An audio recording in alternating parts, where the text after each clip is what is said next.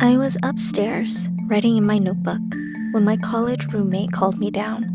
"Hey Mia, there's a police officer who wants to speak with you." It was actually a detective. And when I came down, he was standing by the door with 2 other officers by his side. I remembered his face from the first time we met years back, only this time, he didn't want to speak with me. He came to arrest me. "Did you do it, Mia? Did you really do those things to your own father?"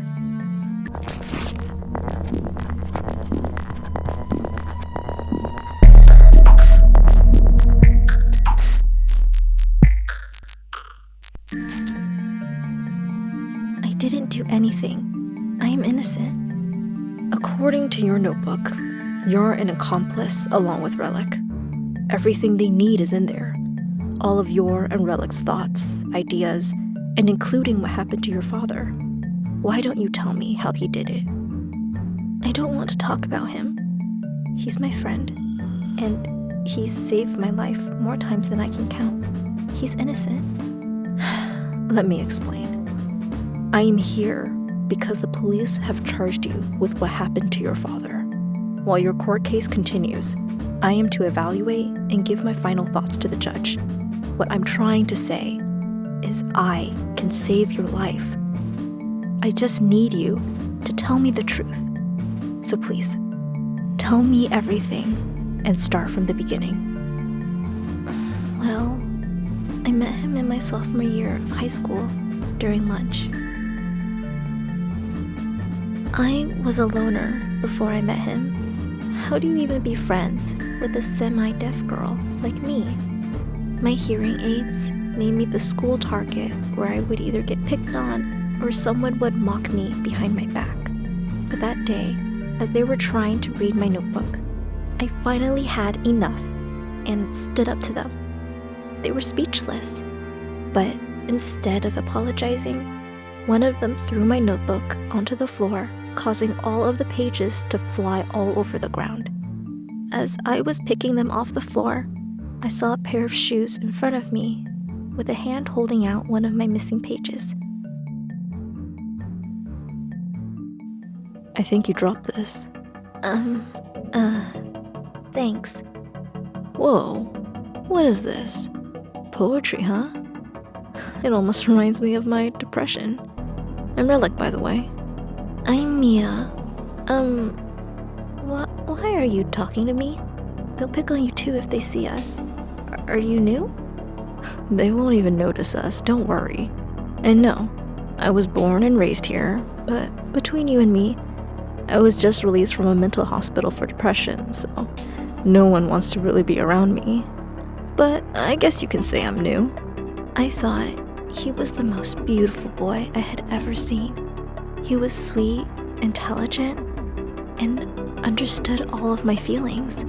He was the one who encouraged me to write more of my thoughts and feelings into my notebook, saying it helps, and we'd do it together. And then the police pulled me out of class and handcuffed me in front of everyone. They questioned me about the notebook. Apparently, someone had noticed me writing in it, and they broke into my locker wanting to read it. They turned it into the principal without knowing the context, who then called the police, fearing for everyone's safety. The only thing they focused on was the mental issues. Things like my fear of going to school, my anxious thoughts of judgment, and how death would be a peaceful way out. When I tried to explain to them that it was all fiction, the only thing they would ask was, "But do you want these things to happen?" It didn't matter what I said. They already had it in their heads that I was crazy and wanted a reason to send me to a mental hospital. They were just trying to protect you from yourself. Some of the things in your file are alarming and you needed help. Help? They put me in a mental hospital over a notebook. They called me a danger to everyone at school when really, it was the school that was a danger to me. I'm sorry you had to go through that alone. But please, they just wanted to monitor you, to see if you were fine. Can you tell me where Rellik was in all of this? Did he get in trouble too?" "No, he didn't. He was my only friend. and I wasn't going to lose his trust, so I never mentioned him to anyone.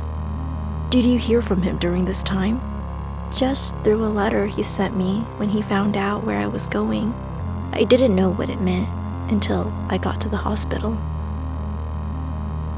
They diagnosed me with anxiety, depression, autism, or Asperger's syndrome, to be exact, and bipolar disorder, all of which they tried to cure me of and failed.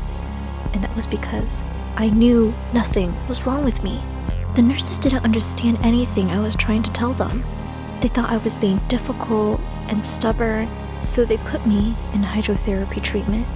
They'd make the water as cold as humanly possible, so it was just above freezing, and then left me in there for hours to remove my illnesses. I'd hear them drag other people out of their rooms, and when they returned, it was like they were zombies.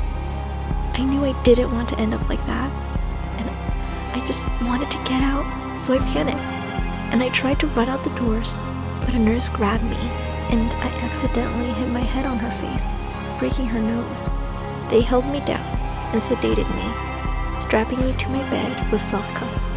That was the last straw for the doctors, and I heard him authorize an ECT, electroconvulsive shock therapy. I tried to scream and get out, but I was already fading in and out of consciousness. Then it went dark.